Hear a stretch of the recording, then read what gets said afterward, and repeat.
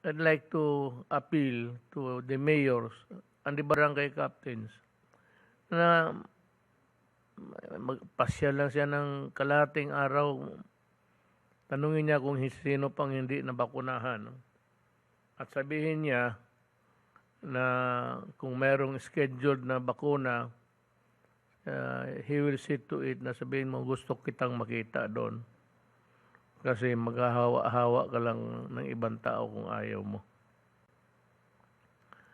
The first phase of our vaccination of minors aged 12 to 17 launched in NCR last October 15 was successful. So binabakunahan na yung mga bata.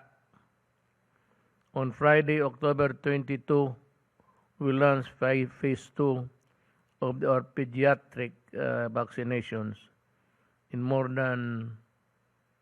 with more hospitals participating in various LGUs in the national capital regions.